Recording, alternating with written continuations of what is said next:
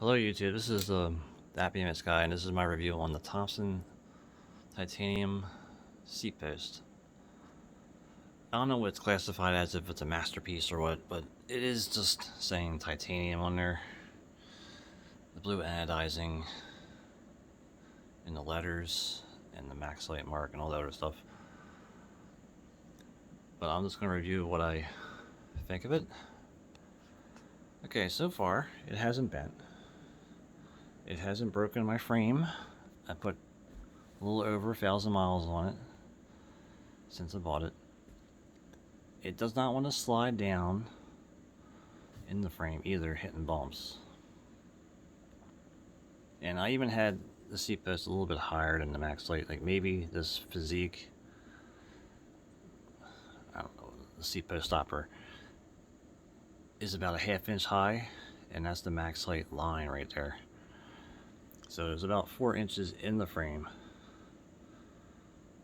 compared to, like, say the Thomson Elite, which it might be like that long at the Maxlite mark.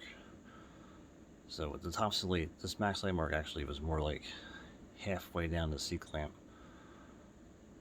So it's in there pretty deep, and it hasn't slidden, it hasn't moved side to side. The seat guts don't seem to want to come loose. I checked them after the first initial ride. They are titanium bolts, so I do make sure they stay tight because they're notorious for loosening. The only bad is maybe it starts creaking after a while, like everything else I have titanium. Like maybe these aluminum parts start just creaking against it. And the remedy is basically just greasing the two mating parts. I've been using marine grease. Pretty much after a really hard rainstorm, it'll start creaking after it dries up. So I just take it apart and clean it and re-grease everything.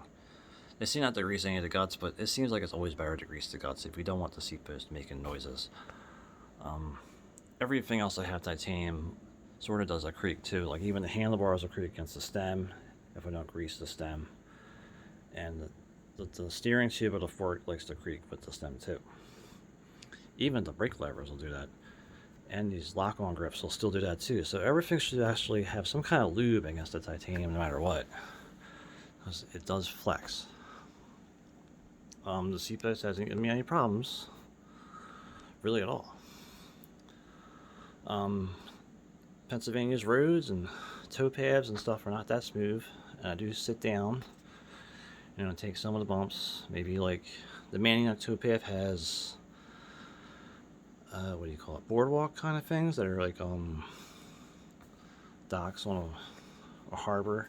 They're made of wood and very rough and bumpy, and I'll be sitting down on the seat and it doesn't seem to flinch. The other thing about it is that it does seem to absorb a lot of vibration. Like the handlebars and the forks kind of absorb vibration on the front end, but the seat post does the same on the back end, and it does soften the bike's ride. And yeah, I hope that's kind of informative to you. This is a long seat post, obviously. If you have like a taller frame, you probably are using a shorter post, you won't really notice the seat post flexing as much. But I don't really notice it flexing anyway. I think the flex actually helps the ride a lot if it is flexing.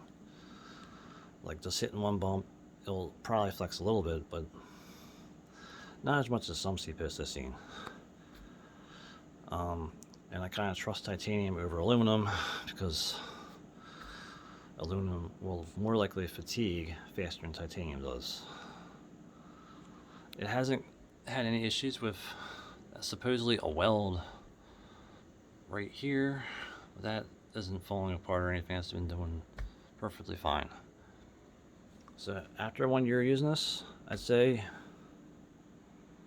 it's a pretty nice seat post to have. It's well worth the about $300 it cost. If you're using it in a less extreme condition, it doesn't need to be this long.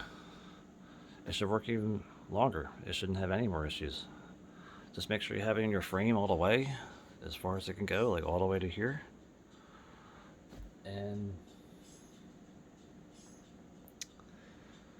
it shouldn't break your frame either. Anyway, this is that BMX guy, and thanks for watching.